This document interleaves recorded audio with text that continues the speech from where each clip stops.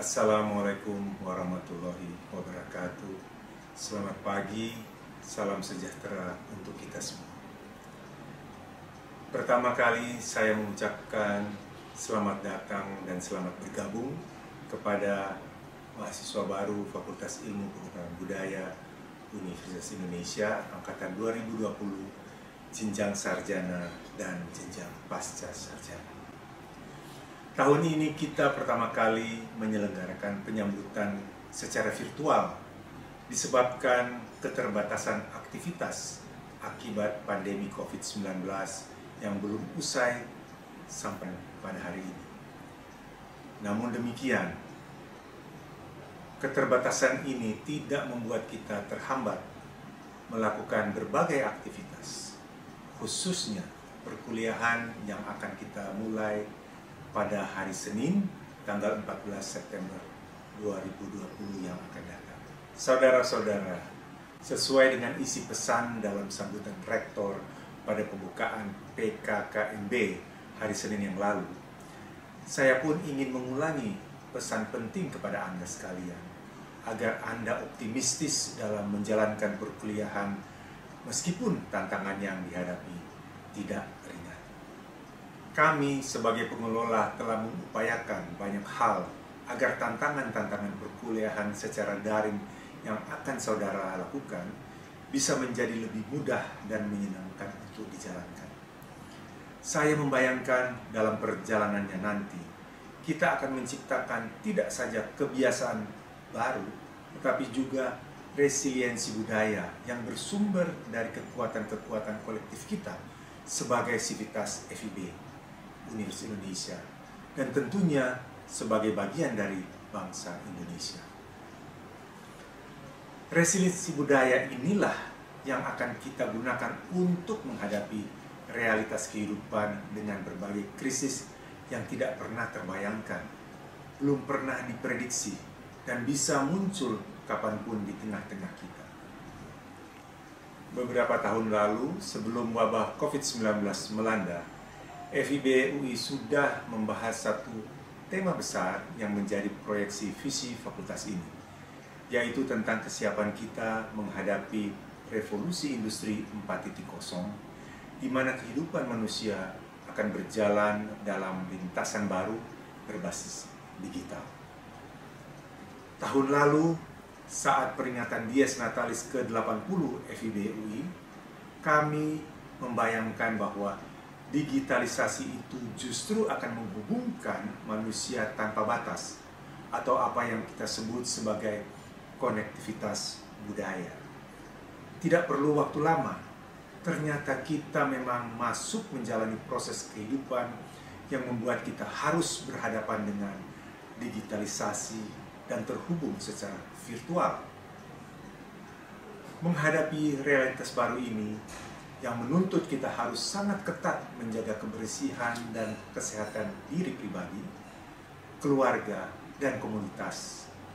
Saya mengajak saudara sekalian dan juga tentunya sivitas FIB, baik dosen, mahasiswa, dan staf, untuk saling menguatkan konektivitas kita sebagai sivitas FIB dengan menghasilkan karya-karya yang tidak kalah berkualitasnya apabila dibandingkan dengan masa sebelum pandemi. Kita masih dapat melakukan aktivitas perkuliahan, webinar, penelitian, dan pengabdian kepada masyarakat menggunakan banyak metode dengan platform digital atau virtual. Dalam beberapa bulan masa pandemi ini, kita telah melihat hasilnya, dan saya yakin akan banyak hasil penelitian dan pengabdian kepada masyarakat yang dihasilkan sivitas FIB di masa yang akan datang. Kepada mahasiswa program sarjana, saudara akan menjalani kurikulum Merdeka Belajar yang membuat saudara lebih leluasa menentukan profil dan skill kesarjanaan Anda pada saat lulus nanti. Kami para dosen akan membantu dan membimbing Anda sekalian untuk mendapatkan hasil terbaik sesuai dengan minat dan mimpi Anda menghadapi realitas yang Anda proyeksikan ketika Anda lulus nanti. Kepada mahasiswa program pasca sarjana, Anda pun akan menjalankan konsep baru, kurikulum berbasis outcome, yang membuat Anda akan lebih banyak menampilkan karya-karya Anda dalam berbagai pertemuan ilmiah, baik nasional maupun internasional. Para dosen dan pembimbing akan membantu dan bahkan mendampingi Anda sekalian mendesimasikan hasil karya penelitian Anda nanti di hadapan komunitas ilmiah.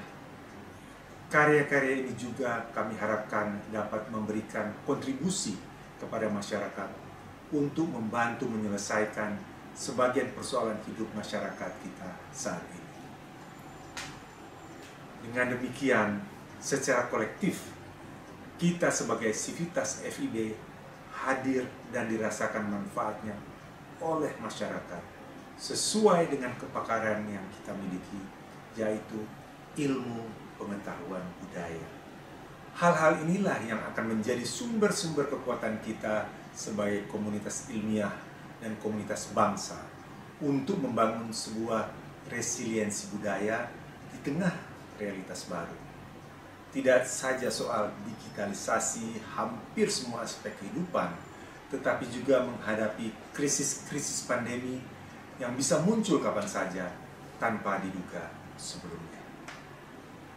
Saudara mahasiswa baru dan Civitas FIB yang berbahagia, sebagai penutup, saya ingin mengajak kita semua saling mendoakan agar kita selalu diberikan kesehatan dalam beraktivitas. Semoga kita tetap waspada dan taat menjalankan protokol kesehatan dalam setiap aktivitas agar risiko penularan COVID-19 dapat diminimalisasi. Dengan demikian, semua harapan dan cita-cita kita dapat raih dengan usaha-usaha yang maksimal. Itu saja yang dapat saya sampaikan. Selamat menjalani perkuliahan dengan penuh semangat dan optimisme. Wassalamualaikum warahmatullahi wabarakatuh.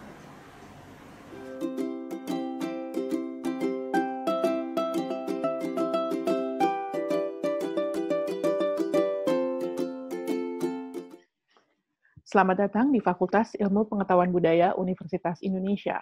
Perkenalkan, nama saya Syuri Mariasi GT Tambunan PhD, dan saya adalah Wakil Dekan Bidang Akademik, Penelitian, dan Kemahasiswaan di FIB UI. Izinkan saya menyampaikan pemaparan mengenai sistem akademik di FIB UI bagi mahasiswa baru Angkatan 2020. Sebagai mahasiswa, istilah-istilah ini tentu bukan sesuatu yang familiar bagi mahasiswa baru. Istilah seperti SKS, IRS, SIAK, EMAS, adalah istilah-istilah yang dalam waktu kurang lebih 4 tahun ke depan akan menjadi bagian dari keseharian Anda sebagai mahasiswa di FIB UI. Istilah seperti SKS, yang artinya yang sebenarnya merupakan satuan kredit semester, pada dasarnya adalah beban kredit yang merupakan beban studi ketika Anda memilih mata kuliah. Jadi misalnya ada mata kuliah yang memiliki 2 SKS, artinya mata kuliah tersebut beban studinya adalah 2 kali 50 menit tatap muka, 2 kali 60 menit penugasan terstruktur, dan 2 kali 60 menit belajar mandiri. Istilah lain yang pada saat ini sangat penting bagi mahasiswa adalah IRS, yang merupakan singkatan dari isian rencana studi. Teman-teman akan mengisi IRS, atau mungkin ada beberapa yang sudah, di SIAK, Sistem Informasi Akademik, yang dapat diakses di akademik.ui.ac.id. Mahasiswa dapat mengakses SIAK menggunakan username dan password yang sudah diperoleh ketika melakukan registrasi administrasi. IRS atau isian rencana studi adalah perencanaan yang dilakukan oleh setiap mahasiswa untuk pembelajaran yang akan dilakukan di setiap semester. Maka dari itu, setiap awal semester, mahasiswa akan mengisi IRS dengan mengakses SIAK NG di academic.ui.ac.id.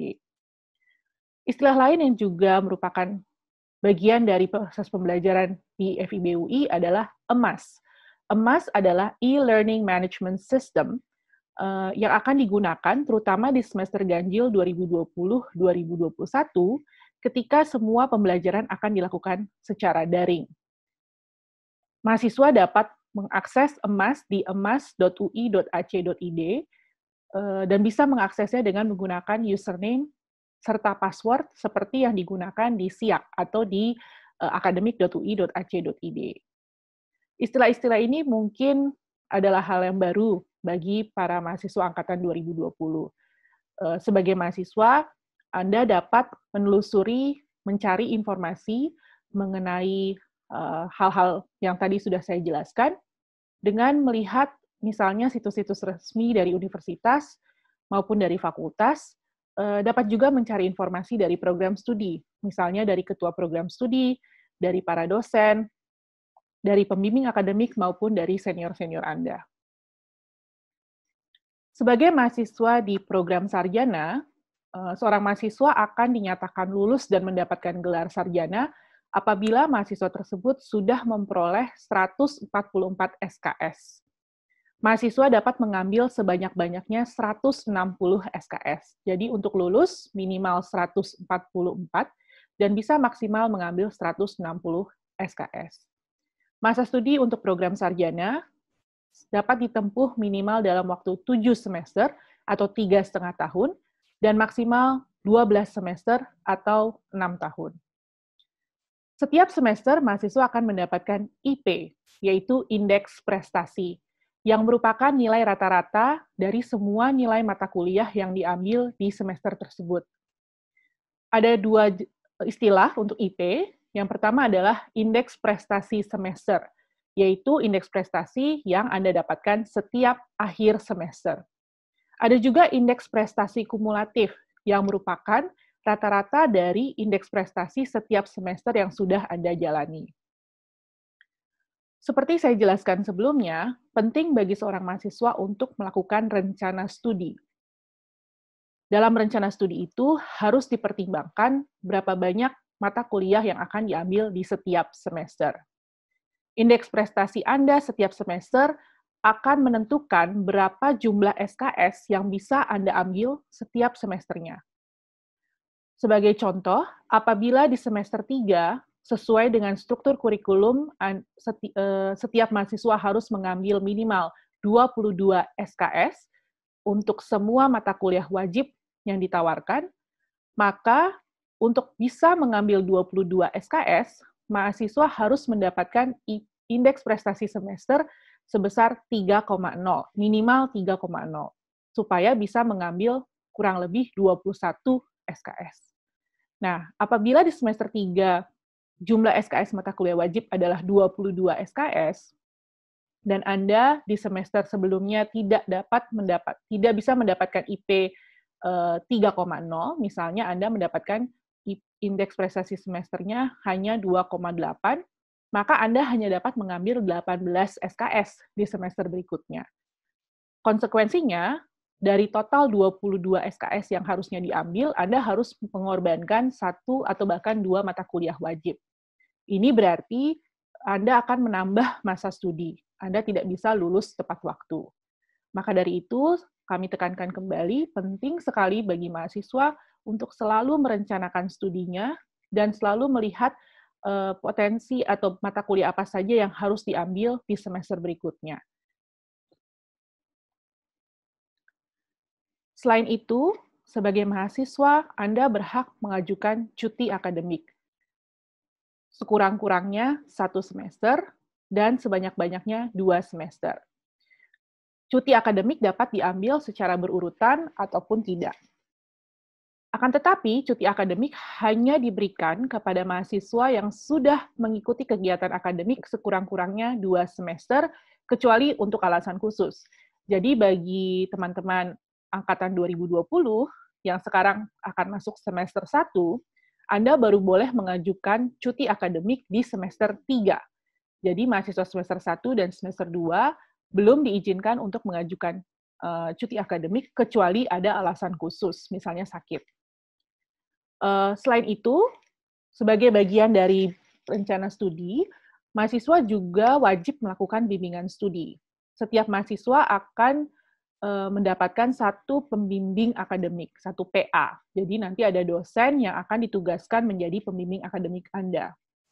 Penting sekali bagi Anda untuk berkomunikasi dengan baik dengan pembimbing akademik, karena dalam bimbingan studi, Anda akan dibantu dan diarahkan untuk memastikan proses pembelajaran dapat berjalan dengan baik.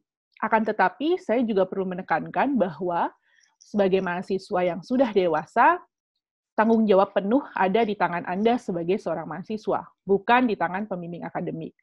Anda yang harus merencanakan studi dengan baik, Anda yang harus memastikan sudah mengambil semua mata kuliah wajib di setiap semester, dan Anda juga yang harus lebih proaktif dalam merancang dan merencanakan studi, bukan pembimbing akademik. Pembimbing akademik berkewajiban untuk membantu, mengarahkan, tapi tanggung jawab utama tetap ada di tangan mahasiswa. Mengapa perencanaan studi itu penting? Karena di setiap semester genap, yaitu semester 2, semester 4, semester 6, 8, dan 10, Anda akan menjalani evaluasi studi. Universitas dan fakultas akan mengecek apakah misalnya di akhir semester 2, Anda sudah memperoleh minimal 24 SKS. Di semester 4, apakah sudah memperoleh minimal 48 SKS, di semester 6 minimal 72 SKS, di semester 8 minimal 96 SKS, dan semester 10 minimal 120 SKS. Apa yang terjadi apabila Anda tidak dapat memenuhi jumlah minimal SKS ini, maka Anda akan terkena evaluasi studi dan Anda akan DO. Maka dari itu, pastikan sekali lagi rencana studi dilakukan dengan baik. Bagi mahasiswa pasca sarjana, beban studi program magister adalah 40 SKS yang dapat ditempuh sekurang-kurangnya 3 semester dan selama-lamanya 6 semester. Jadi bagi mahasiswa pasca sarjana program magister, Anda dapat lulus dalam waktu minimal 1,5 tahun atau maksimal 3 tahun. Jumlah SKS yang diambil per semester adalah maksimum 16 SKS. Bagi program doktor, mahasiswa program doktor, beban studinya adalah 44 SKS, dapat ditempuh sekurang-kurangnya dalam 4 semester atau selama-lamanya dalam 10 semester. Anda dapat mengajukan perpanjangan maksimal 2 semester setelah Anda berada di semester 10. Jadi sebenarnya bisa sampai semester 12, walaupun dari fakultas dan tentu dari universitas menyarankan Anda maksimal adalah 10 semester. Khusus untuk program pasca sarjana, apabila Anda mahasiswa magister atau mahasiswa doktor, ada prasyarat publikasi ilmiah yang harus Anda penuhi sebelum Anda bisa lulus dari program studi pasca sarjana. Yang dimaksud dengan publikasi ilmiah adalah mahasiswa menerbitkan artikel berbasis riset di beberapa jenis publikasi. Bisa di publikasi proceeding konferensi, nasional maupun internasional, bisa di jurnal nasional terakreditasi, bisa juga di jurnal internasional bereputasi. Setiap program, setiap level, magister dan doktor punya prasyarat sendiri dan berbeda-beda yang akan dijelaskan di buku pedoman. Universitas Indonesia di tahun 2020 ini sedang melakukan revisi kurikulum, dan kurikulum yang ada di Universitas Indonesia adalah kurikulum berbasis OBE atau Outcome Based Education. Pada dasarnya, OBE adalah pendidikan yang mengutamakan proses pembelajaran yang dilakukan secara inovatif, interaktif, dan efektif, yang berfokus pada student atau student-centered learning. Fokusnya adalah apa yang bisa dilakukan oleh mahasiswa ketika masuk ke dunia kerja. Proses pendidikan ini berfokus pada pencapaian dan pada hasil yang konkret, bukan hanya pada pengetahuan saja, tapi bagaimana pengetahuan itu dapat diimplementasikan dalam kehidupan setelah lulus dari perkuliahan. Selain outcome-based education, khusus untuk program sarjana, kurikulum yang ada mengikuti program dari Kementerian Pendidikan dan Kebudayaan RI mengenai Merdeka Belajar dan Kampus Merdeka. Yang dimaksud dengan program Merdeka Belajar dan Kampus Merdeka adalah pembelajaran yang dapat dilakukan dimanapun. Jadi tidak terbatas dilakukan di ruang kelas, di perpustakaan, ataupun di laboratorium. Pada dasarnya, mahasiswa dapat belajar di desa tempat dia melakukan proyek atau magang atau kegiatan kemanusiaan, bisa juga di industri, tempat dia magang, tempat-tempat kerja, pengabdian pada masyarakat, pusat riset, ataupun di berbagai wilayah atau area lainnya. Mengapa Merdeka Belajar dan Kampus Merdeka menjadi fondasi dari pendidikan tinggi dan juga pendidikan di Indonesia? Karena dengan menerapkan konsep Merdeka Belajar Kampus Merdeka, maka mahasiswa diberi kesempatan untuk mengembangkan diri, untuk mengembangkan strategi inovasi, kreativitas, kapasitasnya, kepribadian, dan juga kebutuhan mahasiswa yang cukup berbeda-beda dan cukup spesifik dari satu mahasiswa ke mahasiswa lain. Dan yang paling penting adalah mengembangkan kemandirian mahasiswa dalam menemukan pengetahuan melalui kenyataan di lapangan. Jadi bukan hanya belajar di kelas, tapi juga belajar dari apa yang terjadi di kehidupan di masyarakat. Merdeka Belajar mengembangkan kapasitas lulusan, baik soft skill maupun hard skill. Jadi bukan hanya keterampilan hard skill, tapi yang juga dikembangkan adalah soft skill. Mengapa kami dari universitas dan dari fakultas mempunyai misi menyiapkan lulusan yang lebih siap dan lebih relevan dengan kebutuhan zaman yang kita tahu sangat dinamis dan sudah berkembang sangat pesat. Dan pada dasarnya, program-program yang didasari oleh experiential learning adalah pembelajaran yang fleksibel yang diharapkan dapat menjadi platform bagi mahasiswa untuk mengembangkan potensi sesuai dengan bakat masing-masing mahasiswa. Di Universitas Indonesia, terutama di FIB, struktur kurikulum untuk mahasiswa angkatan 2020 program sarjana adalah sebagai berikut. 99 sampai 100 SKS yang akan diambil oleh mahasiswa di semester 1 sampai dengan semester 5 adalah untuk mata kuliah wajib, terdiri dari mata kuliah wajib universitas, fakultas, dan program studi. Sisanya 44 sampai 45 SKS yang akan diambil di semester 5 sampai dengan semester 7 adalah SKS Merdeka Belajar. Apa saja yang termasuk dalam Merdeka Belajar? Sesuai dengan instruksi dari Kementerian Pendidikan dan Kebudayaan, ada 8 jenis kegiatan pembelajaran di luar kampus. Mahasiswa di semester 5 sampai dengan semester 7 dapat memilih kegiatan seperti magang, proyek di desa, pertukaran pelajar, penelitian atau riset, wirausaha, studi atau proyek independen, proyek kemanusiaan, dan mengajar di sekolah. Mahasiswa dapat memilih salah satu atau mengkombinasikan kegiatan-kegiatan ini di semester 5, 6, dan 7. Selain mengambil 8 kegiatan ini, mahasiswa juga dapat memilih mengambil mata kuliah pilihan baik lintas prodi, lintas fakultas, maupun lintas universitas. Pada dasarnya, Merdeka Belajar adalah hak mahasiswa. Sehingga mahasiswa dapat memilih apakah mahasiswa mau mengambil kegiatan pembelajaran di luar kampus atau mau mengambil perkuliahan atau mengambil mata kuliah di kampus dengan melakukan mata kuliah pilihan lintas prodi, lintas fakultas, dan lintas universitas. Tahun ini, untuk kurikulum baru, Universitas Indonesia juga menawarkan beberapa pilihan dalam Merdeka Belajar bagi mahasiswa yang memilih jalur mata kuliah pilihan. Pilihan pertama adalah full prodi tunggal. Apabila Anda adalah mahasiswa prodi A, dan Anda mengambil minimum 20 SKS mata kuliah pilihan dari program studi yang sama, maka Anda telah memilih pilihan full prodi tunggal. Pilihan lain adalah mayor minor. Mayor minor berarti apabila Anda adalah mahasiswa Prodi A, lalu Anda mengambil 99 sampai 100 SKS di Prodi A tersebut, dan untuk 45 SKS sisanya Anda mengambil mata kuliah pilihan dari program studi B. Maka Anda akan lulus dengan mayor Prodi A dan minor Prodi B. Yang terakhir adalah double mayor. Mahasiswa dapat mengikuti perkuliahan di 2 program studi.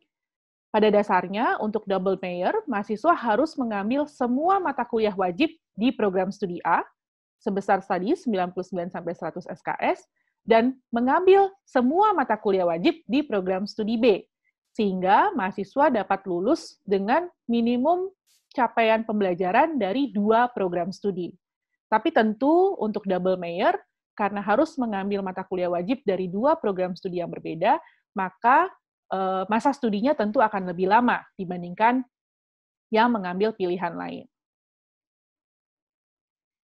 Hal terakhir yang ingin saya sampaikan adalah mengenai PJJ atau pembelajaran jarak jauh. Seperti yang sudah disampaikan berdasarkan keputusan bersama 4 menteri yang diumumkan pada tanggal 15 Juni tahun 2020, metode pembelajaran di perguruan tinggi pada semua zona, jadi bukan hanya zona merah, tapi di semua zona, bahkan di zona hijau sekalipun, metodenya adalah secara daring untuk mata kuliah teori dan juga untuk mata kuliah praktik, walaupun mungkin ada pengecualian. Untuk itu, di Fakultas Ilmu Pengetahuan Budaya Universitas Indonesia, semester ganjil 2020 dan 2021, semua perkuliahan akan dilakukan secara daring.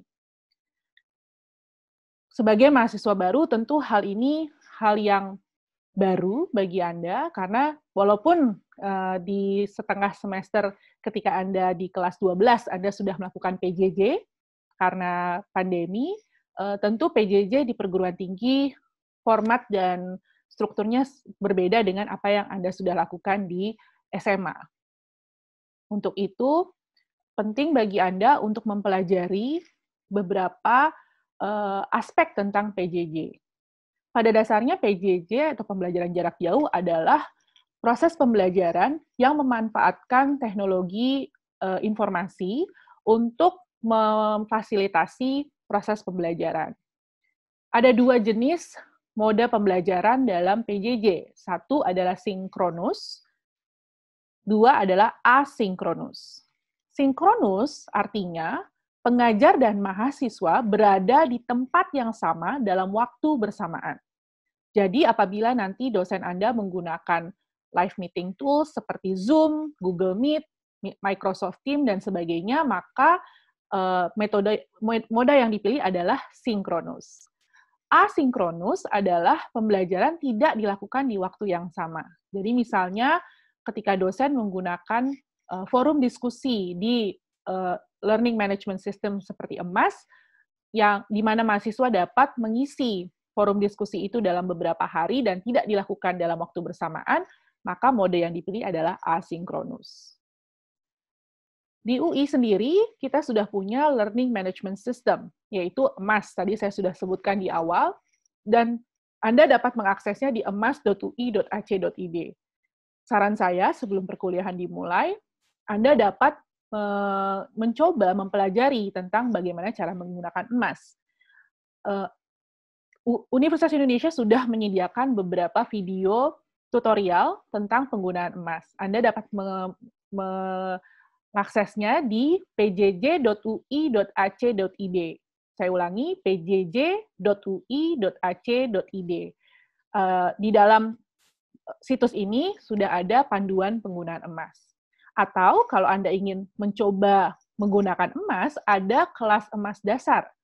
Jadi Anda tinggal masuk ke emas.ui.ac.id dengan menggunakan akun UI. Akun UI itu adalah username dan password yang Anda gunakan di academic.ui.ac.id. Lalu silakan search kelas EMAS dasar. Ya. Ketika Anda sudah menemukannya, silakan menggunakan enrollment key PJJ COVID-19. Dengan mempelajari bagaimana cara menggunakan kelas EMAS dasar, mudah-mudahan Anda dapat membekali diri Anda dengan bagaimana bisa memanfaatkan Learning Management System UI, yaitu EMAS, sebagai persiapan pelaksanaan pembelajaran di semester ganjil 2020-2021. Baik, saya akhiri pemaparan ini. Sekali lagi saya ucapkan selamat datang bagi mahasiswa angkatan 2020. Saya mengutip dari W.B. Yeats, that education is not the filling of a pot, but the lighting of a fire. Kami berharap mahasiswa baru sebagai bagian dari keluarga besar Fakultas Ilmu Pengetahuan Budaya Universitas Indonesia dapat mengembangkan diri dan dapat mengembangkan pengetahuan yang diperoleh bukan hanya untuk diri sendiri, tapi terutama untuk masyarakat luas dan supaya Anda sebagai mahasiswa dapat menjadi agen perubahan dalam masyarakat, terutama untuk pengembangan Indonesia. Terima kasih, selamat datang, dan selamat mengikuti perkuliahan di semester ganjil 2020-2021.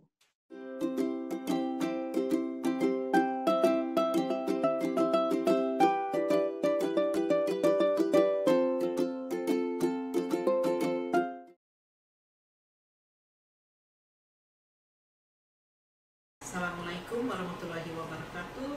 Selamat pagi, salam sejahtera untuk kita semua.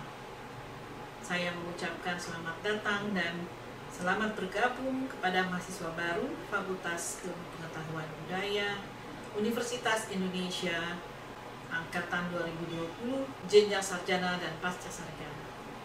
Anda beruntung sekali bisa bergabung di kampus yang lingkungannya asri, hijau, menyenangkan, dan selalu suportif untuk suasana perkuliahan. Kami di bidang sumber daya dan administrasi selalu berupaya semaksimal mungkin untuk menjaga dan meningkatkan kualitas layanan, sarana, prasarana, dan fasilitas FIB UI agar membuat kita warga FIB merasa nyaman dalam bekerja, berdiskusi, berkarya, dan belajar. Dengan adanya pembatasan beraktivitas pada masa pandemi ini, sayang sekali saudara belum berkesempatan menikmati aslinya kampus kita. Kita diwajibkan untuk menjalankan semua aktivitas secara daring, mulai dari pembelajaran jarak jauh atau PJJ, webinar, bimbingan tugas secara online, pengurusan administrasi online, sampai dengan rapat secara online. Untuk mendukung aktivitas akademik, saat ini sebagian besar pelayanan administrasi yang diperlukan mahasiswa sudah kami usahakan secara online, mulai dari pelayanan kemahasiswaan sampai pelayanan akademik. Meskipun saat ini belum sempurna, kami tetap berkomitmen untuk memperbaiki dan meningkatkan kualitas layanan agar para mahasiswa merasa nyaman dan segala keperluannya bisa dipenuhi. Namun demikian, kami sudah menyiapkan satu video tur kampus yang nanti bisa saudara akses melalui channel YouTube Humas FIB UI. Video ini merupakan hasil karya dari mahasiswa yang dibuat semenarik mungkin untuk mengobati rasa rindu mahasiswa baru terhadap kampus kebanggaannya. Lewat video ini, paling tidak saudara mendapatkan gambaran seperti apa kampus kita saat ini, seberapa luasnya areal terbuka yang kita miliki, dan banyaknya instalasi karya seni dari seniman-seniman Indonesia terkemuka. Harapan kami setelah nanti pembatasan aktivitas dicabut dan kita sudah boleh datang ke kampus untuk menjalankan aktivitas secara normal, saudara sudah mengenal sedikit posisi gedung, sarana, dan fasilitas yang tersedia di FIB. Selain itu, kami juga mengajak kita semua, khususnya mahasiswa baru, untuk bersama-sama memelihara, menjaga, dan merawat semua sarana dan fasilitas kampus kita apabila aktivitas sudah berjalan normal nanti. Hal lain yang perlu kami sampaikan adalah bahwa dalam menjalankan administrasi dan pemeliharaan sarana dan prasarana, kita memerlukan dukungan dana yang tidak sedikit. Dalam beberapa tahun ke depan, FIB akan banyak mengembangkan infrastruktur pendukung aktivitas online.